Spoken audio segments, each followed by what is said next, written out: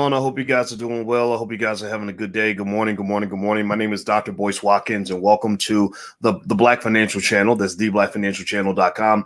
This morning, I woke up and I was inspired by a story about James Clyburn. James Clyburn is a representative out of South Carolina, and Mr. Clyburn wants to do some interesting things with the song "Lift Every Voice and Sing," and basically.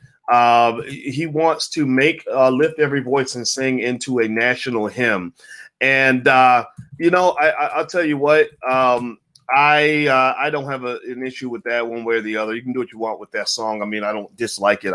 It is what it is, right? It's a part of history. It's to be respected. But I also want to. I'm really curious. As Mr. Clyburn mentions the song "Lift Every Voice and Sing" and why he wants to make that into a national hymn. I can't help but wonder why he doesn't want to make reparations into a national issue.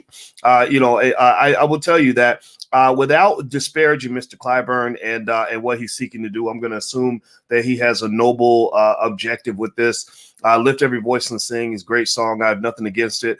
I wonder, I want to do a quick little vote. Let's do a straw poll amongst intelligent Black people. So let's do a vote. If you had a choice between making "Lift Every Voice and Sing" a national hymn or getting a reparations bill pushed through Congress, or having your leading Black politicians speaking regularly about reparations, which would you rather have? Type reparations. The two words are reparations or voice. Which would you rather have, with the song or the money, right? Reparations or voice? Type it in the chat. Type in your vote. We're going to take a quick little vote. If you want reparations, type reparations. If you'd rather have "Lift Every Voice and Sing" become the national hymn or whatever it's going to be, type it in. Okay, it looks like reparations is winning big time. Hashtag cut the check. I see that in there. So I think that the operative question is, when it comes to a lot of our elected officials, is, why are you messing around? Like, what are you doing? Like, what's going on here?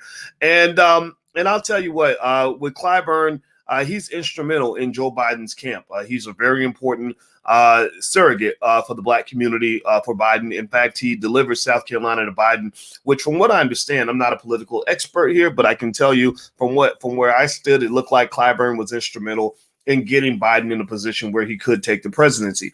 And so as a result of this, there's a conversation to basically say, okay, what's in it for us, right? We should get something back. Remember that getting something back kind of has three levels to it, right? Let's make this clear. Quid pro quo has at least three levels to it. So Clyburn does a favor for Joe Biden, gets him into the White House, which is hard. It takes a lot of money, you got to pull a lot of strings, stuff like that. Clyburn wasn't the only one, but he was important. Again, without South Carolina, it would have been tough for Biden to take the rest of the country. Same thing with Obama. When he started going down south and kicking butt, that's when Obama kind of got over the hump. So I believe that this is my inclination, that this is kind of what makes Clyburn a power broker in the Democratic Party.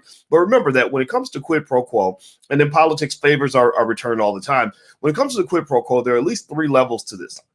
And the three levels would be what's in it for Clyburn. That's the individual level.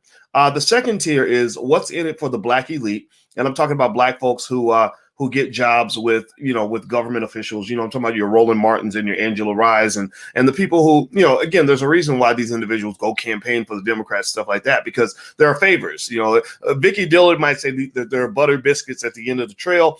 I'm not going to say butter biscuits because it's 9 in the morning right now when I'm recording this. I don't want to start off the day by being a bitter jerk. So let me just go ahead and just say there's rewards. There's gold at the end of that rainbow for the little leprechauns that are willing to go do the work. And then there's the third tier of quid pro quo, which is what you're doing for the masses, right? What are you doing for millions and millions and millions and millions of people without their political support?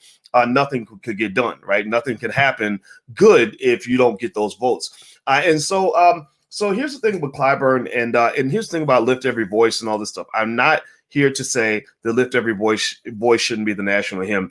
Make it the national anthem. I don't care. Let's throw it all in there. Let's make it the Pledge of Allegiance, right? In fact, let's do a vote amongst intelligent Black people. Everybody who votes, to make Lift Every Voice the national anthem, to replace My Country 'Tis of Thee with Lift Every Voice and Sing, say I.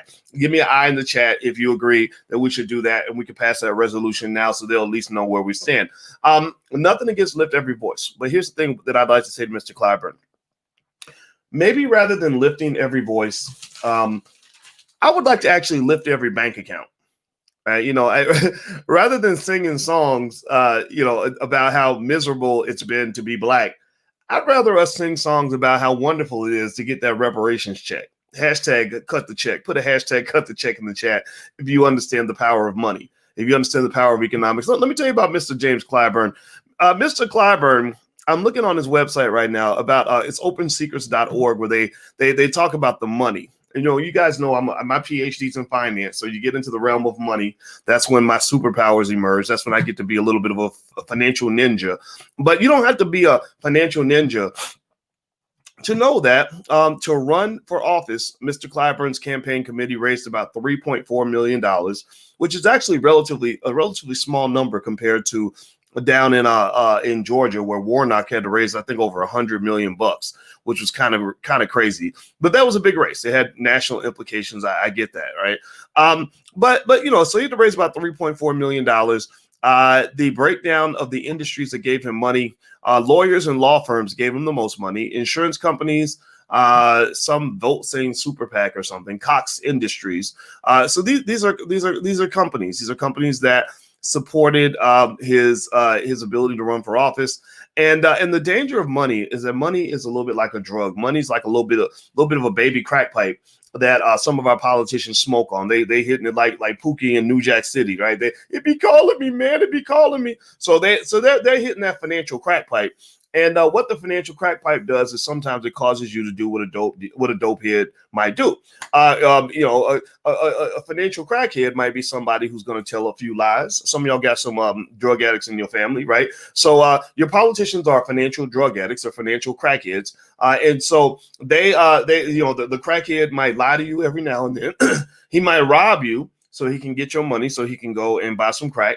At the very least, I hope we can agree that, that the person in our family, we might love him. The one that's hooked on dope, we might love him, but we might keep our distance. We're going to socially distance from him because you don't know what you're going to get. He will go to grandma's house and go in grandma's purse when she ain't looking, right? So the point I'm getting at here is this.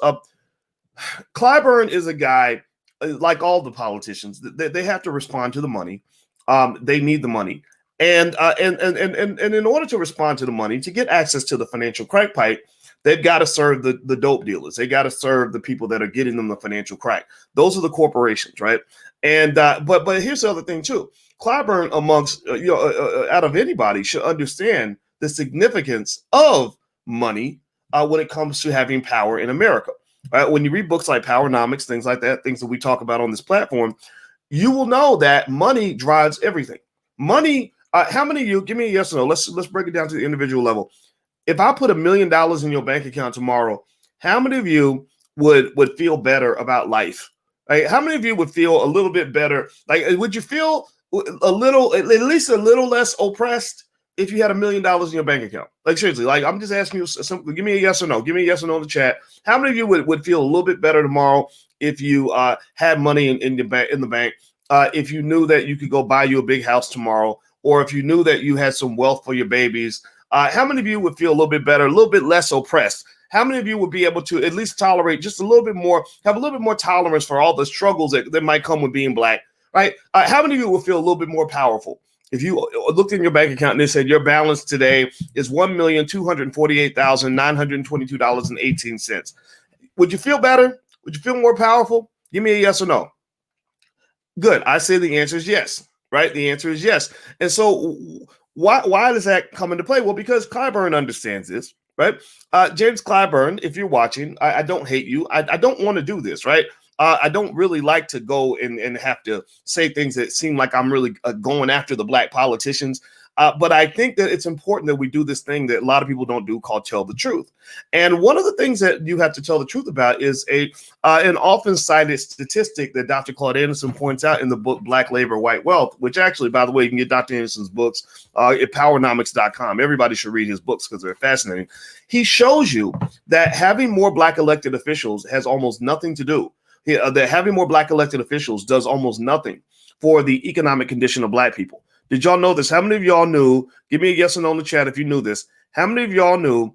How many of you knew that having more Black elected officials has done almost nothing for Black people over 30, 40, 50-year period when it comes to the percentage of Black people getting out of poverty, when it comes to incarceration rates, when it comes to unemployment rates, when it comes to wealth levels? That more Black politicians have done that. It's done nothing for Black people. So, and the part of the reason that it's done nothing for Black people, definitely economically, is because there's a focus on symbolism over substance, right? And I know that singing "Lift Every Voice and Sing" and knowing that it's the national hymn, that's going to maybe make some people feel better because white people are acknowledging you, which seems to be something that a lot of us care about.